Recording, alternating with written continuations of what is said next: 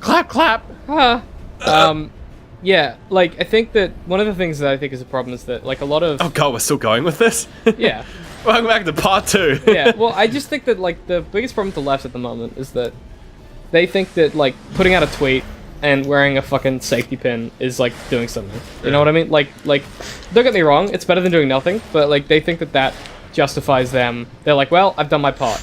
Did we, I don't know if we mentioned this, but there was the... I don't know if I told you or when this came out, but I think a while ago I mentioned that, like, with all of the, like, with the voter statistics in the US, where, like, you know, only 50% of the population voted.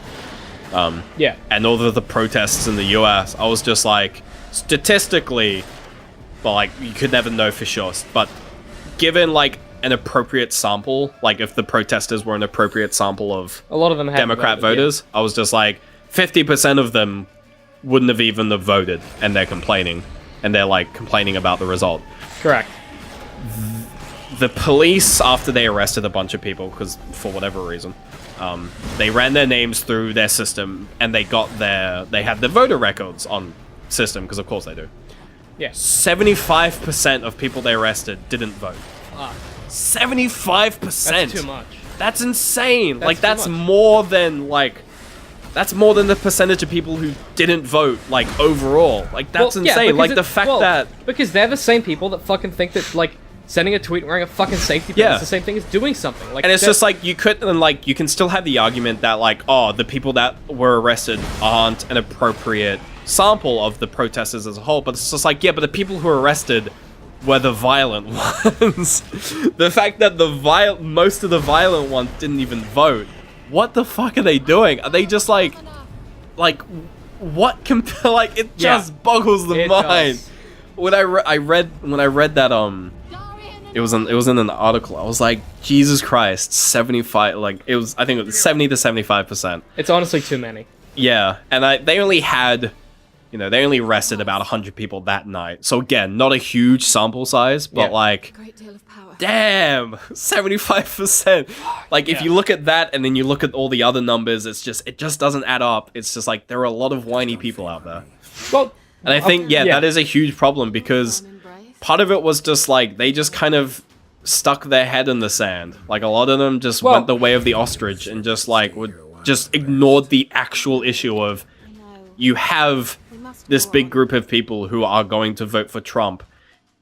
Your reaction to that shouldn't just be, oh, those people are idiots and I'm just going to call them racists and bigots. You should be like, why is this happening? Well, no, because, yeah, but the problem, Ben, is that those people that are in that situation are the same people that aren't smart enough to realize that they need to vote. That's the truth. Is like, they're progressive enough that they realize that what Trump, the things that he stands for and the way that he came into the position he's in is incredibly dangerous, but they're dangerous in the opposite direction. To where they've decided that shoehorn politics. Yeah. And it's basically like, those are the same people that at a party will give you a fucking lecture about, like, how privileged you are to be in the position you're in. For those of you who don't know what shoehorn politics is, it's this idea where, like, if you have, like, the left and the right, and it's considered to be on, like, a line. Shoehorn politics says that, that's just this idea of shoehorn politics where, if you imagine, instead of it being a line, it's a shoehorn shape, where the far left and the far right are actually close to each other. Like, closer than, like, middle left or middle right. It's why, like, Stalin's regime and Hitler's looked pretty similar. Yeah, even though they were, one was, like, insane authoritarianism, and one was insane communism. But they both led to a lot of deaths and a lot of fucked up shit, and they were both horrible people. One of them were technically good guys because they won us the war, so that's good. Go Stalin. Wait, can't say that. Yeah, so it's the kind of thing where you have people who are like, oh, the alt-right and the regressive left, as some people call them, which is a play on progressive left. I think it's a decent term. It's funny, but I don't think it's particularly applicable. For me, it's just like alt-right and far left for me. Well, I think the problem, though, is that, like, I think the problem with the I mean, the language of alt-right is problematic because alt-right is fascism, right? But alt-left is... we don't really have language for that. There's nothing in the mainstream that is like that identifies as alt left. Yes, and that's the but alt-right was only invented in the last, like, it's actually only Literally in the past, like, 2 years. And the reason for that is because people that occupied a space of fascism needed a word for it that sounded less... like fascism. Like fascism. That didn't sound like fascism. People don't call them fascists because they're like, well, they're alt-right. Alt-right, yeah.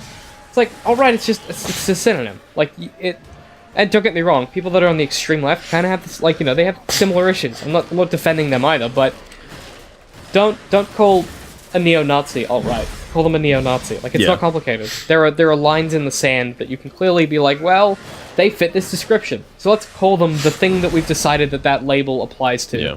Not just, yeah, they're in a general category of being in a space. What kind of, like, cognitive dissonance do you have to, like, have in your mind to be a neo-Nazi? Like, I never understood it. Like, it's... like, especially when you get the people who, like, actively, like, seek Heil and things like that. It's just like, why do you just do it, like, because you think it's funny? Like, do you do it, like, ironically? Like, I never understood it. Like, I've always been one to, like, try to understand points of view. Yeah. And, like, I can understand, like, why people would, like, agree with neo-Nazism, even if they didn't call it that, if they wanted to give it a better name. But, like, when you get into just the territories of, like, literally saluting to Hitler, well, it's just like, what do you achieve from that? Well, it's not about achieving anything, it's about avoiding another perceived consequence of not doing it, right? So, like... Is it the kind of thing where, like, one guy started doing it and was like, if you don't also do this, you're not technically fully right. And people were like, fuck, now we gotta do it as well. Literally Hitlering. It's that, but it's also like those extreme people who have those extreme opinions go, well, if you don't do this, when you the must time not be comes, as extreme. Yeah, well, when the time comes, you're not one of us. And it's you go, literally well, almost like fucking gang warfare. Or like mafia shit, where it's just if you're not willing to fucking kill someone, then like, clearly you're not one of us. It's just like, or you could just not kill someone. It's just fascism. It's like, if you don't do this thing, I am now going to put you in danger. Just boggles my mind. But it's an extremely, incredibly powerful, successful tactic in politics. Like, if you don't do this, you're going to be, like, you're going to be in pain, your family's going to be in pain, you're going to be in danger. So you do it because you want to avoid those consequences. Yeah. So it's like the people that are saluting Hitler and shit now are just the people that are like, well, when Trump's America comes to fruition... dregs. Yeah. But, it's not Trump that's the problem. It's the guy after Trump. That's the truth. Like, it's going to be... Yeah, I think... The guy who isn't a bumbling buffoon. It's going to be the guy who's a genius and sees, like... It's going to be the actual Hitler. Like... Yeah. Because, like, Hitler was a clever dude. Yeah, it's going to be the guy after Trump. And what's going to happen is the people at the moment who are seeing the influence Trump is having, these white supremacists are saying to themselves, well... if he is going to come into power, if this is going to happen, I need to safeguard myself and my family.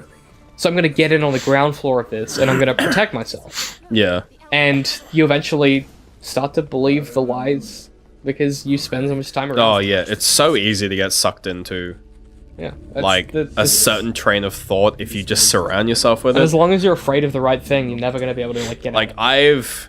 Like, recently in this election... I've, like, out of curiosity more than anything. But then it did get to the point where I was just like, I should stop going here. I started going on the Donald Trump subreddit. Cause, like, to be fair, it's fucking hilarious. They all talk like complete fucking idiots. But also, it's important to know what the other side is doing. Yeah. But it's the kind of thing where it's just like, man, it's really easy to get indoctrinated into this kind of shit. Cause you can just see it. Like, you can read a thread and you can read the comments and you're like, huh.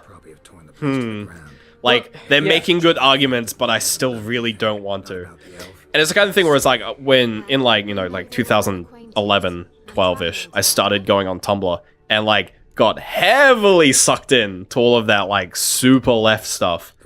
And like, and only in the past few years have I, like, stopped going there, and just been like, sort of mellowed out. And now I'm just like, generally centralist with most things.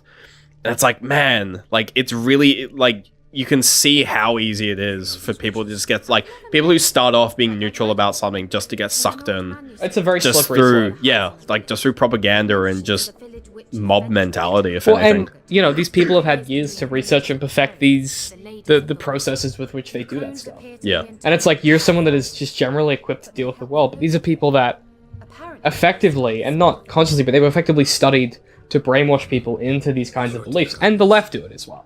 You know, it's not. I'm not saying that the right is just the only ones doing this, but like. No, the left definitely do. But the problem is that the biggest problem with the left at the moment is that they immediately are like, well, anyone who doesn't agree with us is a racist or a sexist. Yeah. It's like that's not how you solve stuff. Yeah, that actually just creates an environment that you're apparently like you have this idea of just like, oh, like acceptance for everyone, equality, except for the people that don't agree with me. And that's not how it works. But you'll just contradict. Like at least the fascists are very like explicit about who they don't like. They're very they're very transparent. It's so weird. They're like, it is but also like, so are the left. They're like, we don't like people that don't agree with us, but the fascists are at least like, well, we don't like black people or we don't like Jews, whatever that thing is. The left has this thing where it's just like, we don't like people for things that they can actually change, but we're not going to help you change them. We're just going to like ostracize you. We're just going to scream at Whereas you. the fascists are just like, we don't like you for something you can't actually change.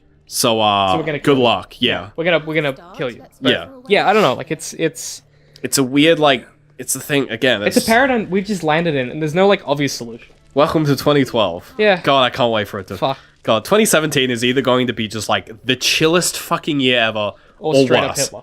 Yeah, or worse. Yeah, it's just gonna be. It's either gonna be worse than this, or just so nice. I'm kind of hoping for real nice. Yeah. Fuck. We'll see you guys next time. I think you gotta look for a book. I'm gonna go cry or something. Yeah.